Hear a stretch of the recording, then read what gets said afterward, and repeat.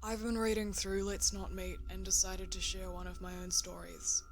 This happened in the fall of 1993 when I was 20 years old. In the interest of context, this was before I started college and I was working in the material prep department of a plastics factory on the night shift. I was the only woman in the department and my male co-workers were initially skeptical that I could handle the job, but I proved myself and I earned their respect.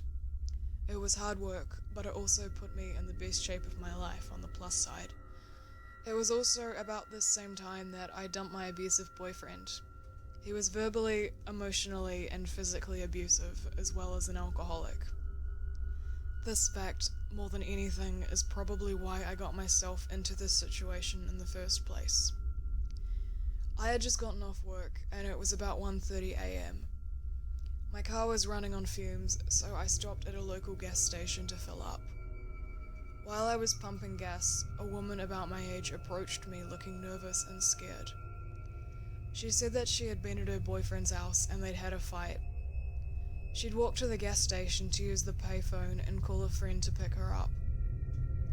On her way to the station, a car pulled up as she was walking and the guys inside started catcalling and harassing her. With a slight movement of her head, she indicated a car that was parked off to the side by the gas station dumpsters. I saw a large light green car, like a Caddy or a Lincoln, with at least 2 or 3 shadowy figures inside. She said they threatened her, and she was too scared to call her friend and wait. The woman was neat, well-dressed, and didn't seem high or drunk or anything like that. She just seemed really nervous and freaked out, so I didn't even hesitate. I finished pumping my gas, and I told her to hop in the car, that I'd take her home. At that time on a weeknight there was little traffic, so I booked it right out of the gas station and asked her where she lived. She kept twisting around in the seat to see if the car was behind us, and when I asked her to put on her seatbelt, she ignored me and kept looking for the car. I assumed she was just scared. A few blocks down the road, however, I noticed she was looking around the car and she started asking me about money. "Where's your purse? Where's your bag? I need money. You need to give me money." My stomach sank. I have this woman in my car and now she's gonna rob me. Fuck. But when I thought about it, robbery just didn't make much sense. I was driving a 1985 Chevette, affectionately nicknamed Shitbox, and I was wearing my work clothes, a ratty t-shirt and jeans with combat boots.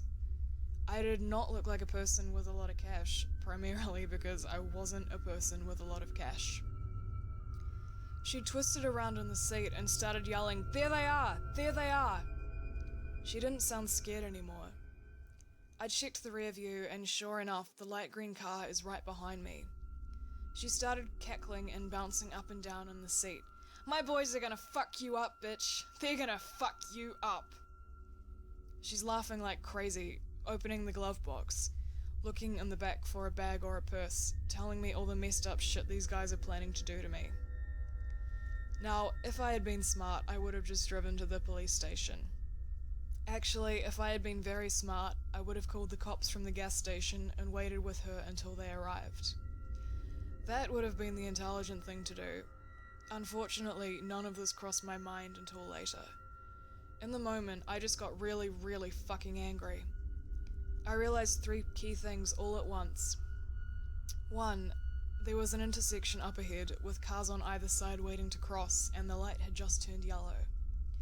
2. I had a spare box cutter that I kept for work in the driver's side door compartment. 3. The crazy bitch still hadn't put on her seatbelt. I didn't think. I floored it and passed under the yellow light just as it turned red. I glanced back to see if the green car was still behind me, but the cross traffic at the intersection had started to move and they hadn't caught up. The bitch started yelling. I slammed on the brakes and she hit the dash and windshield with a solid and viciously satisfying crack. When she rebounded to the passenger seat, I had the box cutter in her face and was screaming some serious batshit crazy. I can't remember exactly what I said, but it was along the lines of, "Get the fuck out! Get the fuck out of my car before I cut off your face and make you eat it, bitch!" The crazy screaming and box cutter combo worked. She grabbed blindly at the handle and popped the door open, and I started shoving and punching her until the bitch tumbled out the door to the curb. I stomped on the gas, got to the next turn, and squealed around it with the passenger door still open. I made a few more turns because I was afraid that the green car might catch up to me. After a little while, I stopped to close the passenger door, and then I cut across town and got onto the highway to go home.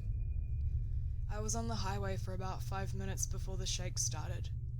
I pulled off to the shoulder to calm down and get my shit together, and then I drove home. I told my older sister. I was living with her temporarily after the breakup with my ex.